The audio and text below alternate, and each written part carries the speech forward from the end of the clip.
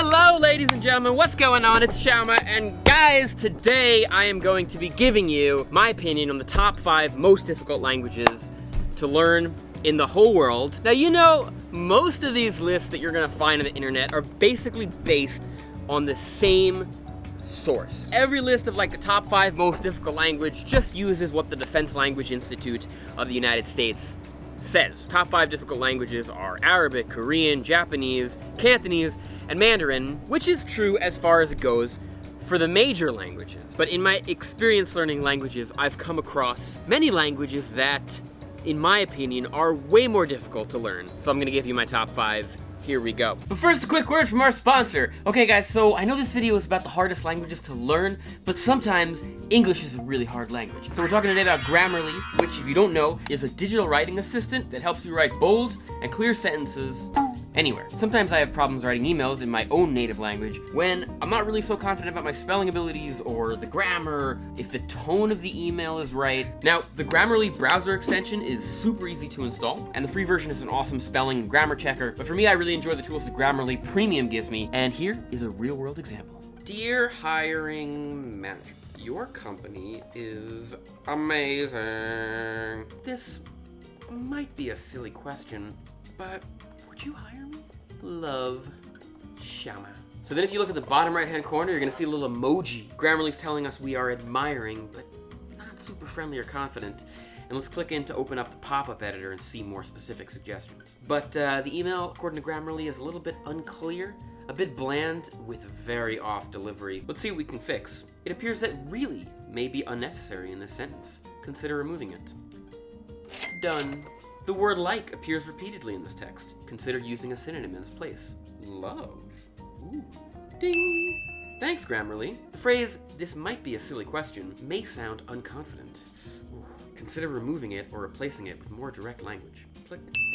Woo! We're left with a simpler and way cleaner email. So if you guys are interested in checking it out, go to grammarly.com/Xiaomanyc for 20% off Grammarly Premium today. Now, back talking about languages that are difficult other than English. So okay, number 5, Wenzhou's Chinese. Now, I'm sure you guys have all heard about how difficult it is to learn Mandarin. 但是我作为一个会讲中文的人，其实我并不觉得学中文是一件很难的事情。If you go and ask Chinese people themselves what they think is the hardest language to learn, they're not gonna say Mandarin. They're gonna say Wenzhou's, which is a variant of Chinese found in and around the city of Wenzhou on coastal China. A poll in 2014 was done asking Chinese internet users which Chinese language they thought was the hardest to learn, and Wenzhou's was number 1. Now, why is Wenzhou's so hard to learn? Well, first of all, even though Wenzhou's is technically Chinese as well, it sounds absolutely nothing like Mandarin. Here, let me give you an example. 有啦，要到老五，这放呀，有了吧？杭州市早些天要管你这个口水服了，给你找的口水一把老米啦。To a Chinese speaker, Wenzhou's literally sounds like Korean or Japanese, and it's completely unintelligible to them. Because the city of Wenzhou is geographically isolated from the rest of China for so long, even people from nearby villages and nearby towns can't understand anything of what the people of Wenzhou are saying, even though it still has all of what makes Chinese so hard to learn. It still has all the thousands of characters you have to memorize, but it's even harder because it has more tones, a more complex grammar, and there's actually a saying in Chinese that reflects this difficulty, which is 天不怕地不怕，就怕温州人说鬼话. Alright, number 4 is Silbo Gomero. Now, Silbo Gomero is a variety of Spanish spoken in the Canary Islands off the coast of Western Africa. So what makes Silbo Gomero so hard? It's just a variety of Spanish, right? Español es un idioma muy fácil para aprender, right? The thing is, though, about Silbo Gomero, it's not actually spoken. It's whistled.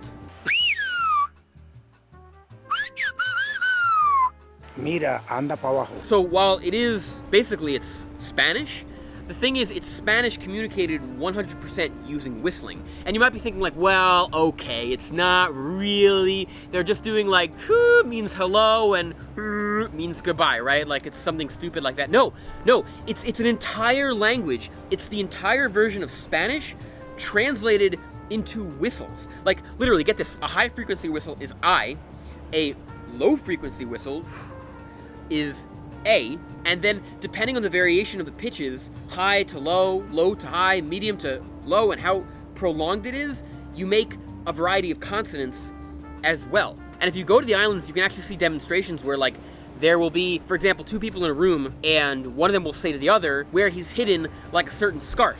And then the other, from just being able to listen to what he's been saying in this whistle language, will be able to know where the other guy has hidden the scarf. And you might be asking yourself, like, why would you bother communicating in whistles? Well, in the Canary Islands, there's a lot of valleys and a lot of mountains. Back before we had cell phones and modern methods of communication, if you're on a mountain over there and somebody's on a mountain over there, hey, hello, he can't hear me. Well, if I have a really high frequency, powerful whistle, that sound can carry through the mountains.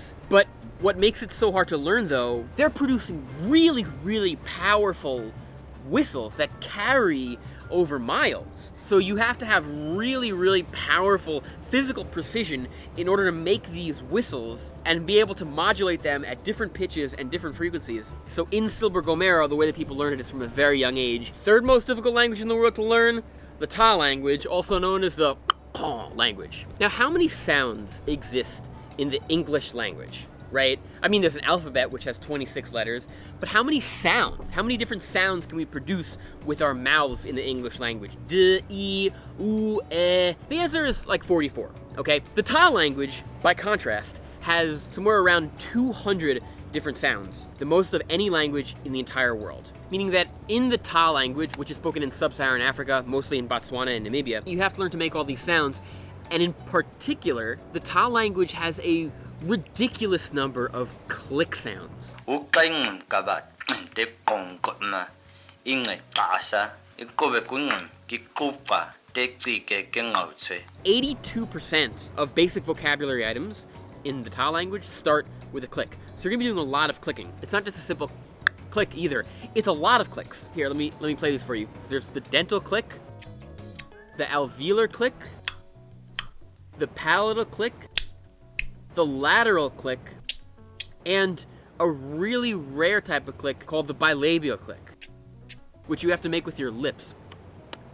Something like that. When you speak with the click, it's a click, but then immediately after, like, oh, you have to really control your breathing in order to learn this language. And, by the way, the Ta language also has tones. So just like Mandarin, ma, ma, ma, ma, you're gonna have to learn to speak in different pitches, too. Okay, number 2 most difficult language in the world to learn, Paraha. Now, there's only about 300 speakers of Paraha in the world, and they're all concentrated along a small area along the Amazon River in Brazil. Most of the languages we've been talking about so far, they're hard to learn with their sounds and their grammar, and it's very unusual, but cognitively, they're basically the same, right? Everything you can say in English, you can pretty much say in Wenjonese or the Ta language without too much effort, and people in those languages will understand you if you somehow learn to speak them. Paraha is also ridiculously hard to learn so far as its sounds and grammar go. Let me quote you from an article. Unrelated to any other extant tongue, and based on just 8 consonants and 3 vowels, Paraha has one of the simplest sound systems known.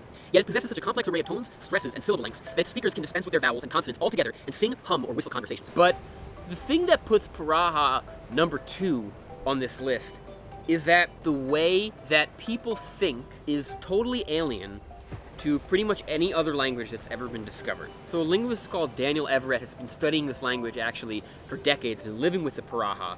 And at first he went as a Christian missionary, right, to kind of convert this tribe into Christianity and bring them the Bible. And Daniel Everett was actually able to learn their language and converse with them in it. And he would start talking about Jesus. Their first question to him would always be, have you met Jesus? And he would say, no, I haven't, but he's in a book. And the conversation would stop there. As he went on learning their language and learning their culture, what he found was the Paraha were only living in a world of observable experience. They weren't able to understand abstractions. So for example, their language has no words for numbers because numbers are abstractions. If you have 10 of something, that's an abstraction, it's a mental concept. They don't count in Paraha. In fact, they can't count. Linguists have spent a lot of time trying to teach them how to count in Portuguese, and they're unable to do so. They have no words for color. If you try to represent something abstract, like, oh, a mosquito is coming here to bite me, and you make a symbol like this, they're not going to understand what you mean. They can't understand that abstraction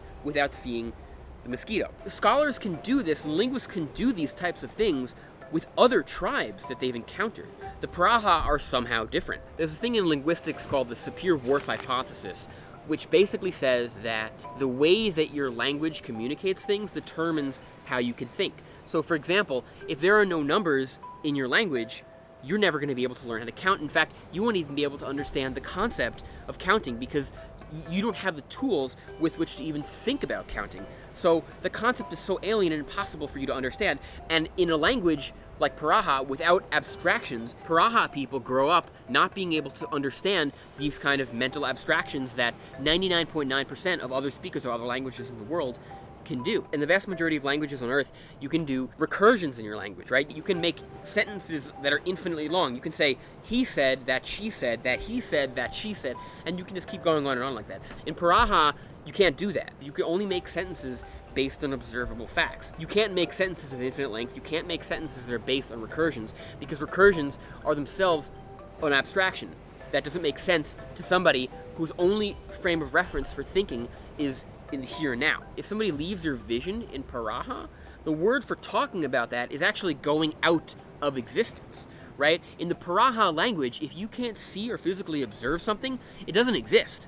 So there's no room for abstractions in their language, and as a result, scholars suspect people are unable to think in abstract terms in Paraha. And last but not least, the most difficult language in the world to learn is Quill. Now, what gives Quill the top spot? Well, the first thing you have to know is that, unlike the other languages on this list, it's a constructed language. It's not a natural human language. Some linguist just made it up as an experiment. And so he just made an entire language with its own vocabulary and grammar. This language is so complex that even the guy who invented it isn't able to speak it. It's a constructed language whose purpose is to eliminate the ambiguities that we often have, sort of to consolidate it and make the ideal structure for what a language might look like. So take English, right? In English, we have the word to see, we have the word to glimpse, we have a lot of different words for the idea of being able to see something with your eyes, right? In Quill, there's one word for that, to represent every possible way you could see something, and then it just modifies that word with different particles to indicate different ways of meaning. What's the difference between to see something and to glimpse something? Well, maybe a glimpse is more of an impression aspect on the verb see, so all we have to do is add an I to the end of the word see, like see I, right? And then it becomes glimpse. And so it tries to consolidate all these ways of thinking that we do in natural languages into a set of rules. Desiderative, modality, aspirative, expectative, credential, requisitive, exhortative, opportunative, capacitive, permissive, potential, compulsory, obligative, impositive, advocative, intentive, anticipative, dispositive, preparative, necessitative, decidative, proclivative, voluntative, accordative, inclinative, compulsive, divertive, devotive, preferential, impressional, promissory. Ways you can modify verbs. And that's just one of the 22 separate grammatical categories for verbs in Quill, plus an additional 1,800 suffixes that further modify meaning. And so this has advantages and disadvantages, right? The good part is that it can make this language ridiculously dense, really, really compressed. So for example, this 6-word sentence in Quill Aukras ekota ogvausla tno elqua palshi augwaik stilnambu translates to the following description of an artwork by the famous French artist Duchamp.